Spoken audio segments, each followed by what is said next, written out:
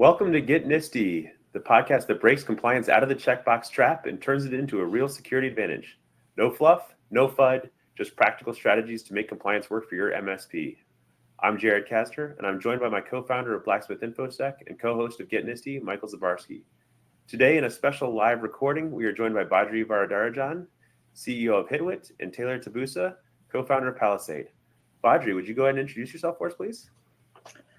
Hey, Jared. I'm founder and CEO of HitWit. We are an 18-month-old startup, and our mission is to help companies bring product expertise to every customer interaction using AI. The basic thesis of this is that the selling process is about two things. One, getting your customer to trust the person who's talking to them. And second, to answer the how. I mean, once they build that trust, they do want to know how your product works, how it compares to something else. And all of that is something that AI can do a good job of. It can't build trust for you, but it can provide it can answer the how that comes afterwards. And that's what we do. Excellent. Looking forward to digging into that a little bit more in a few minutes. Taylor, over to you. Would you mind giving us a quick introduction? Totally. Thanks for inviting me to it. So I'm Taylor, one of the co-founders here at Palisade. Palisade is just a DMARC automation tool built specifically for MSPs.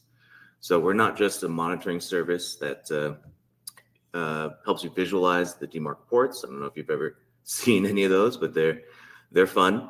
But we are also using machine learning and data analysis to process that email data, detect problems, and give you remediation steps, help you fix it. So we streamline the process of getting large numbers of domains from DMARC P none all the way to DMARC reject. So locking down your DMARC policy to protect your domains from spoofing and phishing emails and improving email deliverability at the same time. Excellent. So today in this episode of Get NIST-y, we're diving into the sales funnel. We're going to be going everything from ensuring your emails land in your customer's inbox to delivering value with every customer interaction. So let's start with those emails, actually. Totally. Taylor, maybe you could talk to us a little bit about protecting that first touch point. Why is email even still relevant in 2025? Yeah, that's a great question. So for better or for worse, we're still using email as our main communication tool for business to business communication. Also, to B2C communication as well, to do sales, to basically do all business interactions between companies or individuals, right? So it's here to stay, and it wasn't built to function the way it is now. It was almost built like you're sending an electronic piece of mail. So a lot of the security pieces weren't created when email were created, and we had to create things to secure those emails, verify emails, authenticate emails. So still important, still something that really needs to be taken care of. And DMARC is one of those things that helps. Email security gateways or email filters help with the inbound. DMARC takes care of the outbound. So very important to protect your emails from potential bad actors. It's also great to have visibility on emails that get sent or received. I'm sure you guys are using Microsoft Defender or other email tools to be able to block certain emails from being sent or received. So super important to keep your eye on that ball, and that's something that we do fairly well. Excellent. Well, so let's break DMARC down just a little bit, right? So you're talking about protecting the sending of mails, right? Mm-hmm. And protecting your reputation. DMARC is a relatively new iteration on email security, and I say relatively compared to the technologies that it is sort of augmenting or quasi-replacing, right? Because built on top of, right? It's SPF and DKIM are the two technologies that it's built on top of. And so maybe you can walk through what is DMARC and how should I be thinking about that when I want to secure my outbound emails? Totally. So acronyms. They're all a bunch of different acronyms. Yeah. But the three main ones, as you mentioned, are SPF, DKIM, and DMARC. So at a high level, SPF and DKIM checks are ways to verify the authenticity of an email. They operate in slightly different form factors, but they're that's basically what they are, two simple security checks. So SPF, you're authorizing people to send emails. DKIM, you are signing those emails with a digital signature, kind of like signing it back to your credit card. So DMARC came about to, one, review your policy and make sure it is, quote, passing DMARC. So if something is passing and or failing DKIM, and they're aligned, which means it is saying it's from your domain, and it matches, it will pass DMARC. So DMARC is the policy that advises all ESPs what to do if something fails DMARC. Recently, last year, Google, Yahoo, Apple started requiring DMARC. Microsoft this year similarly. So we're seeing that there is pushes to DMARC adoption all over. I think it's growing at about 20 to 22% a year for the top 10 million domains. And what you can do with DMARC is make it so that your own domain is impossible to be spoofed from. So we've all heard those stories where, someone's like, hey, our bank account just changed.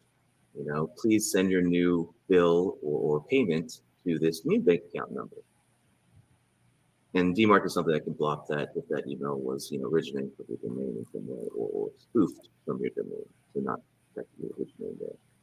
So it's a great way to protect you, your brand, your company, but also your customers, because common vectors of attack are either from outside in or through vendor relationships. Like PVC, that is probably the main way people come into the service stacks or software stacks, right? Awesome. Yeah, thanks. That is a helpful overview. So I've got DMARC set up now. Everything's great. My outbound sender reputation is protected. Do you have any other recommendations, tips, tricks, things like that to make sure that emails actually land in customers' inboxes? Yeah, totally. So a little background on me. I've been in emails for the past, 15 years now. We ran a recruiting company. We built a recruiting software. So we were sending emails to a bunch of universities, students, companies to acquire internships for students as well. So it was a very important part of our business. I like to say email is built on three things. One is technical configuration. So did you set up everything correctly with your mail servers, with your MX records, with your SPF, your DKIM, your DMARC? 2 and 3 are content and leads, who you're sending it to. So for content, if you're just blasting cold emails every which way, deliverability goes down. Leads, if you don't clean your list, they're not subscribed or they don't know who you are, similarly to cold email, deliverability goes down. But you have to take each one and make sure that each piece of email, those 3 pillars, I guess, are taken care of correctly. And a lot of people that send those emails, marketing, sales, don't understand the configuration side. And that's kind of where we come in to help with that, right? Yeah, no, that's super helpful. And we have certainly gotten our deliverability scores up, which is great. One of the things that we have had some entertainment with is all the email filtering tools that are out there, where all of a sudden it looks like our metrics are spiking. Look at our open rate is so high. And then we realize actually every one of these opens is within the first 10 seconds of it landing in somebody's inbox. And it's because their email filtering tool is going through and reading checking the links, email. right? So we're getting our link clicking is going right. And so we've had to get creative with how we're filtering out any metrics that are within the first few seconds of the email being sent, because that's almost certainly the email filtering tool that's going through and verifying that it's a real sender, doing the DMARC checks and checking the links and things like that, right? So there's some entertainment around the metric collection that we've had as well. 100%. Yeah, open rates, from the email side or the marketing side in me, we don't even really look at anymore. Click rates, we look at a little bit more, but when Google shuts down the little pixel, that'll change again. So we're it's really best to look at end results. Did people book calls? Did people get to your landing page? Did people, download the white paper that you created? All these things, all these KPIs are moving further and further back from the top of funnel, which used to be, open rates and then click rates. That's a really important piece of insight is that it's the actual outcome as opposed to the metrics that are as the real trick. And so you've sort of set us up perfectly here to transition over to Badri also with the, hey, did they book a demo call or did they book a sales call? Badri, this is exactly where you come into play, right? Introducing AI to facilitate the discovery calls and the demo calls. So maybe you can talk about how you're using AI in a real world setting to make that sales process a little bit smoother. Right. Yeah. By the way, before we go into that, this whole email deliverability thing has been top of mind for us for two reasons. As a receiver, somebody was sending me a pitch for a service I really wanted, but they got their deliverability all messed up and it landed up in spam, and I never saw that. And as a sender, we've had that problem a lot, actually, in two different dimensions. One was transactional email, right? Like somebody logged into our platform, we send them a email verification.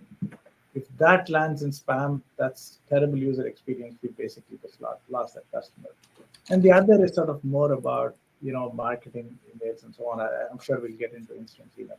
Sorry, just a sidebar as to why what you're working on, Taylor, is key for even companies that are not necessarily in the IT business.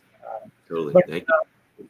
Jared, to your point, just sort of set context for, let's say, an MSP. So at some level, an MSP is sort of sitting in between a vendor who's built a product and a company or folks who want to use that product. And that's always sort of a two-sided hard problem. The MSP has to first build expertise in what the vendor is selling, and sufficiently high degree of expertise that it's actually worth it for their customer to work with the MSP as opposed to going straight to the vendor. I think you want that higher value add, and then you need to be able to communicate that. And what we are doing is sort of helping the MSP use AI to both internalize that data, that vendor information, and communicate it in the right format at the right time. So if you want to think of the whole knowledge life cycle of this, a vendor just dumps some enablement material on you. They're not sitting with you and giving you great training. AI can do that. So our AI will sort of take that material and walk your folks through what we call quests. It's like 10-minute quests to get your people trained up. It's a gamified learning thing, which breaks complex things into sort of 10-minute chunks. But then people forget. You're not going to remember what you learned in training. So that AI code sort of sits along with your sales process every step of the way, joins you on Zoom calls and says, hey, this is what this person is asking. Do you want to surface this case study or this video? Or it's even sitting on your website and directly answering customer questions. Maybe one way to think about this is sort of the art of the possible. When we all think of AI, we're thinking of ChatGPT, which it's useful to remember is an application written on top of an underlying AI engine. What we are building is the ability for any MSP to create applications based on their own data. So think of it as there is the underlying AI engine that companies spend billions of dollars training. ChatGPT is one application on top of it that's based on web data. What you want to do is to put your own screen recording, your own data sheets, your own case studies, and create another AI that's specific to your product and that can talk to both your sellers and buyers and just be helpful through that process. That's what we do. Cool. No, that makes total sense. And I can see some really obvious applications of this, right? One of the things that we talk about with the MSPs that we partner with, we don't want them to be selling our product. We want them to be selling their services. And our product exists exclusively to help them augment their services and create essentially new line items of services that they can offer.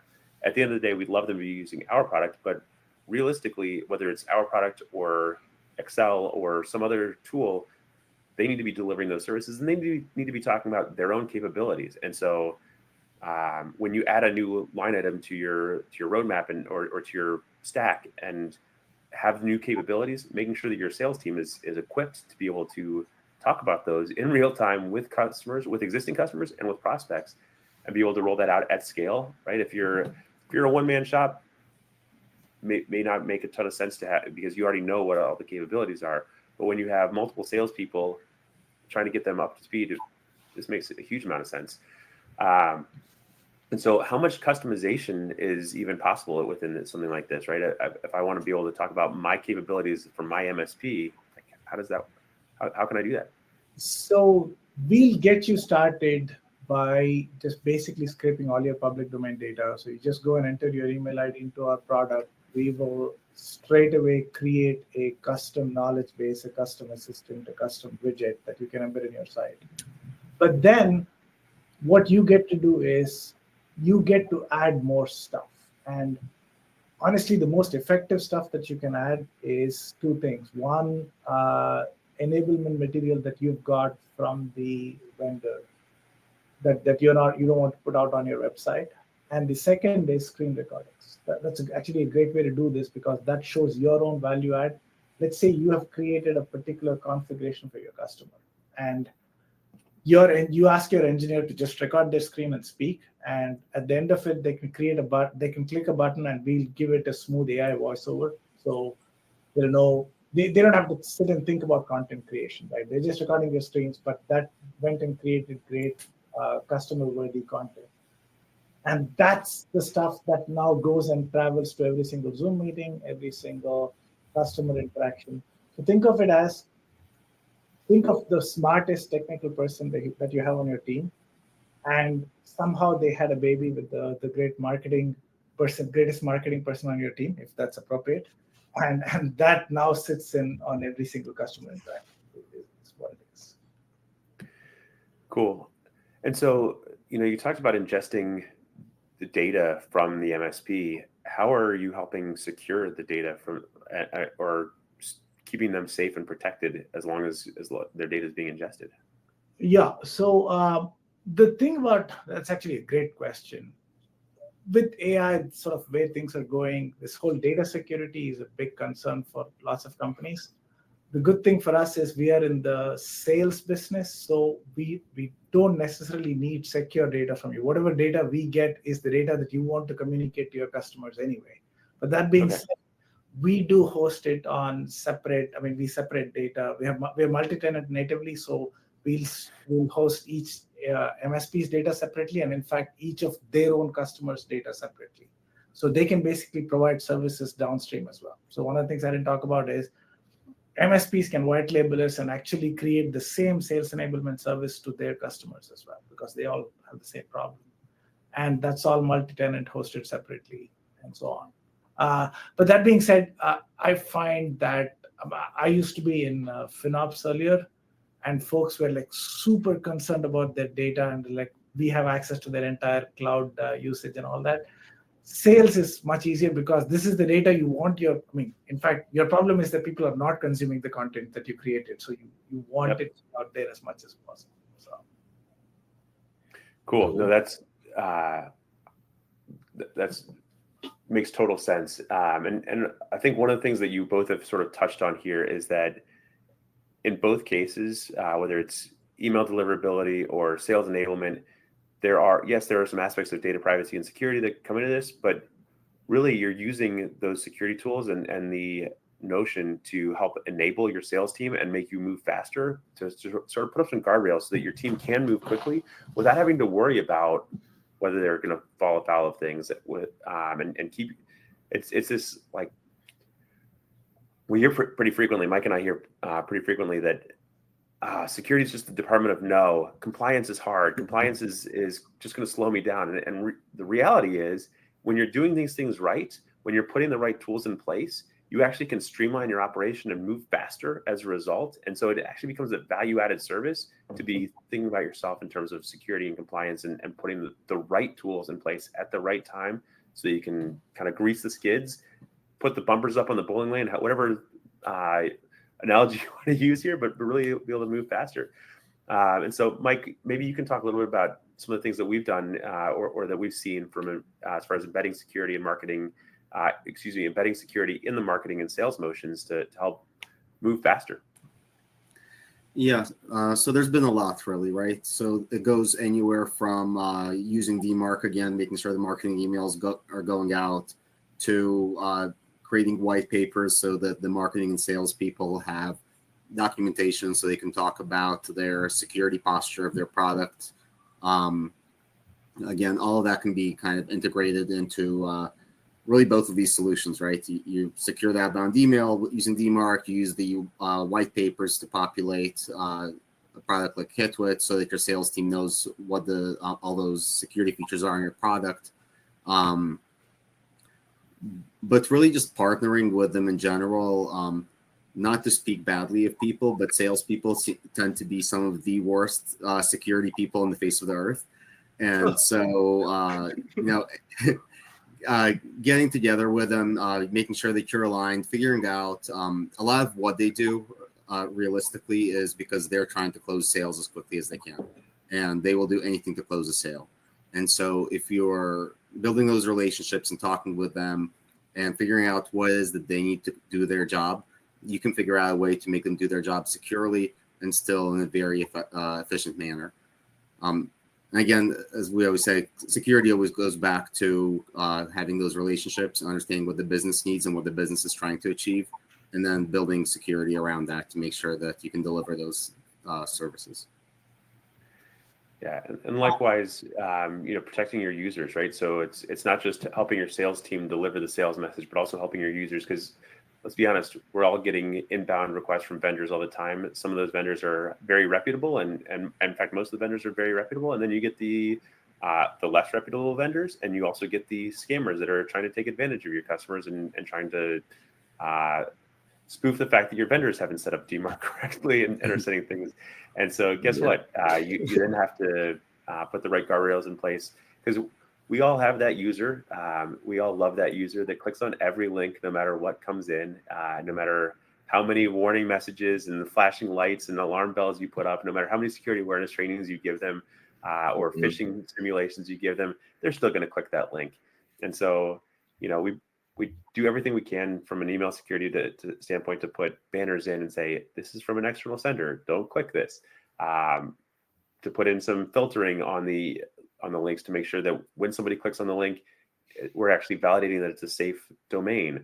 Putting MFA in place so that if they click the link and then still enter their credentials, even though they're on a bogus site, they're not actually giving up the keys to the kingdom, because so that there are all these layers of protection that we're putting into place. And so continuing to think about the best practices that help streamline operations, that help keep your customer, your clients, your employees, your business safe along the way. These are all really critical steps to moving things forward. Yeah, the other thing I'll say, Jared, as you're talking, I was thinking about it, is a lot of this also has to do with business continuity and disaster recovery, right?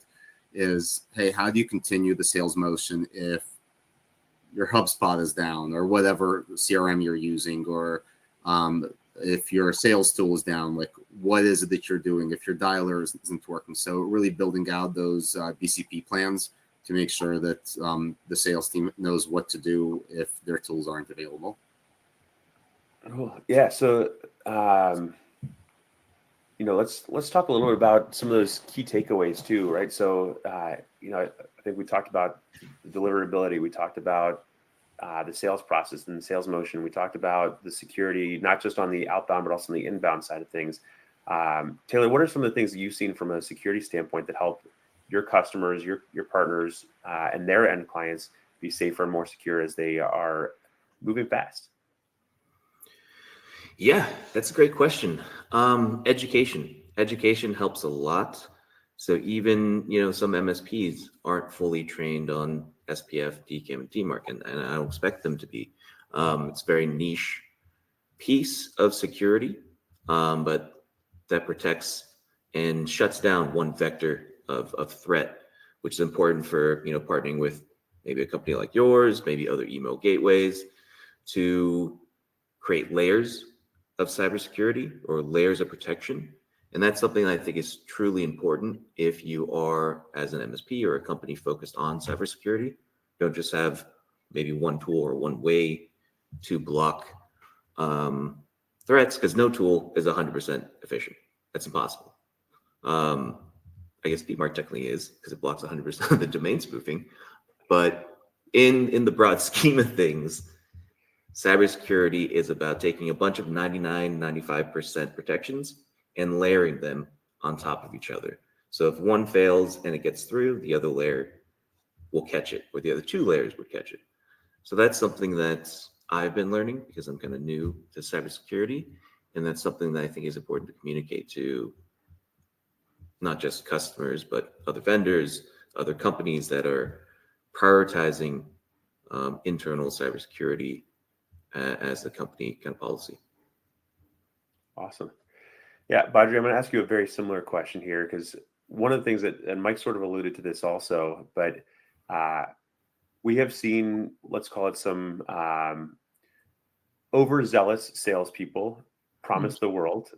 And sometimes that comes in the form of, hey, yes, I guarantee we can keep you safe from threat actors. Well, nobody can guarantee anything like that, right? So there's some overzealousness on that side of it, but there's also some sort of overpromising on what your capabilities are. And so I think this is one of the areas where I think a tool like HitWit really can shine, is the ability to keep your salespeople honest, right? It's I don't think any of them are intentionally going out and selling something that they can't deliver.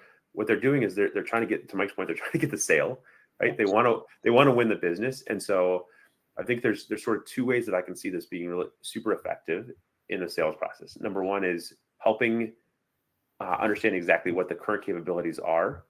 And then number two, overcoming the objections. Hey, but I really need X, Y, and Z. How do I get X, Y, and Z? And allowing the salesperson in the moment to say, great, I totally hear you. We can sort of pivot that conversation just a little bit and overcome the objection that you have by moving things forward. And so maybe you can talk a little bit about your experience with those two aspects of the sales funnel. Right. Actually, let me try and just in terms of learning, right? We work with companies of different sizes. We work with some Fortune 500 type companies as well. When we work with those larger companies, the big value that a platform like ours provides is breaking silos, because those companies have created, okay, there is a sales enablement group, there is a sales engineering group, there is a customer success group, and a lot gets lost in translation. To your point, when a salesperson overpromises there, they overpromise because they don't want to, they sort of lose credibility by saying, hey, why don't I'll get back to you with this, or I'll check with the factory on this, and so on. So they don't want to look uneducated or unknowledgeable, right? Yeah. Yep. And they're afraid of losing the lead, as Jared said, right? So that's where the big company solution to that is to try and have a sales engineer tail along on every call, but that gets sort of super expensive and in fact somewhat inefficient as well. I mean, I've been on the engineer side of these sales calls, and I tune out. I'm like, okay, why am I sitting here? You guys are talking about, I mean, you need my time for 3 minutes for the 45-minute call. But leveling down, if you go to a small company, say an MSP that has a grand total of 5 people, what AI helps you do is to punch way above your weight. Now, your sales enablement or your knowledgeability can now be, it could be comparable to a Fortune 500 company, because you've got this thing that's an expert that costs you 15 cents an hour. That's what it costs to have an expert on a call, which both provides answers and takes notes.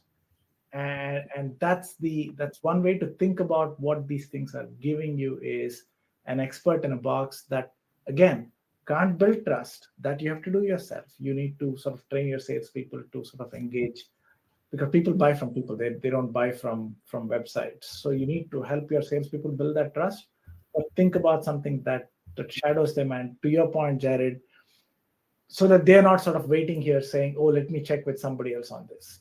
Authoritative, reliable information is available to them, and then they'll convey it however they want to convey it. Like they'll foreground what needs to be foregrounded. That skill is not going to go away. In fact, people who can do that are going to become more valuable, not less valuable. So this whole point about, is AI going to replace salespeople? Absolutely not. In fact, what it's going to do is to make the good salespeople worth more. Unfortunately, it's also going to mean that if you're not using these tools well, you are going to struggle. As an MSP, one way to sort of think about it is, we had the IT transformation, then we had the cloud transformation. We are going to the AI transformation. If you as an MSP are not part of that, you are going to miss out to somebody who is. All right. So I've got a question from the audience here that sort of dovetails nicely from that. And you sort of already answered, but can AI training really replace live sales coaching or sales engineer, or is it really more of a supplement? It won't replace the expert who creates the content, but it will actually be better than training, because just to give you history, my background was in edtech. So we built these things for schools, for K through 12 first. And it turns out AI is actually a better teacher than most teachers. Not because teachers are bad, just because they don't have time to talk to each individual kid themselves. And AI can do that, can sort of go and tell you exactly what you need to know, measure what you already know, and sort of fill in your gaps. So it's actually better training, but it's not better content. You still want great content creators.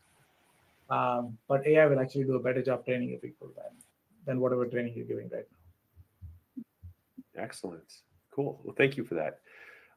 Taylor, the next question from the audience actually is directed at you. So how hard is it to actually implement DMARC, right? If how you said hard DKIM, SPF, like what does it mean to roll out DMARC, and what am I going to break when I roll it out? Short answer, it depends.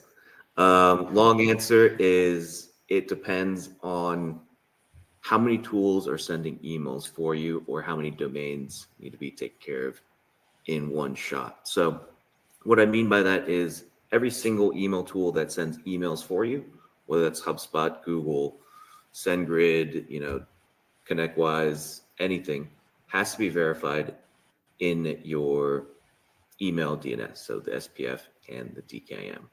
The more tools that are added, the more complicated it becomes. So a lot of MSPs, are just working with just the Microsoft Outlook setup. So that's the only tool that is sending emails for the customer or the company. So in that case, it is a lot easier to set it up and configure your SPF, your DKIM, and then your DMARC. Doing it at scale is a pain in the ass, because you have to go in each time, make each of those updates manually. When it comes to DMARC, best practices we recommend about 6 updates to it per domain at the minimum. So as you can start hearing, that's a lot of times logging into Cloudflare to make a single change per domain. So that's where, something where we come in, where it makes it easier for at scale and easier for multiple senders. As for what can it break, technically everything. So that's kind of also where we come in. So there are 3 levels of DMARC. One's called P-None, one's called P-Quarantine, one's called P-Reject. Quarantine and reject are kind of over here. None's the baseline. P-None means you technically have a DMARC policy, but if an email fails, if it's a spoofing email on your domain, from your domain, you're telling everyone to still pretty much accept that email. Quarantine and reject, basically you're telling people, if this email fails authentication, put it into quarantine or reject it outright. So if you don't do your job or make a boo-boo in your SPF and DKIM, you can actively tell all recipients not to accept your email in some way, shape, or form. So that's a possibility, and tools like ours help with that. Help with visualizing the data, seeing those specific passes and fails, and then what we do is we surface the ones that are actively sending for you that we believe are verified senders. Maybe we're noticing SendGrid is partially set up, so we'll surface that then hand you the solution to it to fix that. But it can be problematic, and without any type of monitoring tool, I dare say it's a scary, scary prospect for sure. All right. Well, So, we are just Taylor, quick follow-up Go, question. Mike. So you're saying having just a DMARC inbox and looking at those DMARC report emails, but manually is not a good way to go? Oh man, have you ever looked at one of those? I have. Oh my God. It's like you send 100 emails, you get 100 headers that you have to read through. So yeah, I did that once upon a time, and we quickly moved away from that. Yeah, no, I have been there, done that. It is painful, so I can Yeah. attest. Awesome. Well, Mike, I think we've got time for one more question, and I think this one is best for you, actually, especially as a former vCISO. How can security help enable the sales process and collaborate on things like email safety, sales enablement, the entire sales process? How do you get your vCISO or your CISO to align with your sales team and make sales easier? Yeah, I think I kind of touched on this earlier, right? It's the working with them to make sure that the product is secure, because the last thing you want is to have an incident at the company and lose reputation, have reputational damage, and then they're trying to make sales, and the clients that they're reaching out to are not wanting to interact with them because you have a reputation for not being secure. There's the aspect of making sure that whatever it is that they're trying to accomplish is done in a secure manner. Really, it's all about kind of making sure that the organization is secure to keep the reputational damage to ideally none, but minimum at least. And then also making sure that going forward, all your processes are secure so that you can kind of work with the organization to make sure that as they're doing stuff, they can move quickly, they can pivot. Being in a startup, a lot of it is pivoting. And so one of the things that we always try to instill in companies is to get a security program going in general, whether they have some sort of regulatory requirement or not. That way, if down the line for sales enablement, a client comes and says, hey, you need to have a SOC 2 or you need to be ISO certified or whatever else, you're already well on your way towards that. And you're not all of a sudden scrambling, pulling your hair out, creating a whole bunch of cultural fatigue, change fatigue, because you're having to implement all this stuff and spending a ton of money trying to do it all at once, chasing this one contract, right? If you kind of do it little by little from the very beginning and implement those security practices, then when you get that contract that says, hey, you need to be SOC 2, ISO, whatever, you can say, cool, I'm already 90% of the way there. Let me do the last 10% and call it a day. Awesome. And to kind of build off that too, just from a company standpoint, cybersecurity is super important just for, let's say, uptime or man hours. Like you were saying, Mike, if you have to start at the start, it's going to take a person or multiple people weeks to do it. But if you're 90% there with the help of something like, Blacksmith InfoSec, that cuts it down. If company has a breach, someone has to investigate what happened. Someone has to plug the hole. Someone's going to get probably fired or at least reprimanded. So there are, cybersecurity is super important just from a company reputation level, like you said, but also for real life consequences or protections. It costs money to pay someone to investigate where this breach happened, right? And that's time lost. Yeah, I mean, I think we tended to avoid somebody should just get fired for that type of conversations, right? At the end of the day, I agree with the sentiment is exactly right. But at the end of the day, what we're trying to do is put the right guardrails in place so that it's not a person problem, it's a process or a systems problem, right? At the end of your people are going to make mistakes. Even the best trained of us are going to make mistakes. Totally. We all have bad days and good days, right? And on our worst days, when we're half asleep and we get that email on your phone and you just click oh crap, I know, but right, we've all been there. We've all done that, right? And so it's how do we put the tools and the processes and the systems in place that keep our users as safe as possible? We minimize the blast radius when things go bad.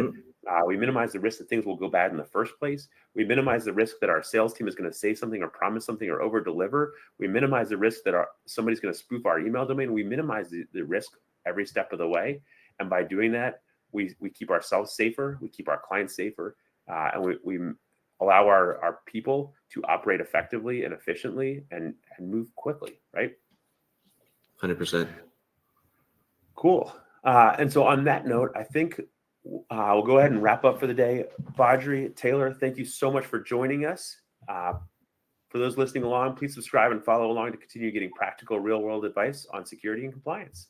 Have a great day, everybody. Bye, guys.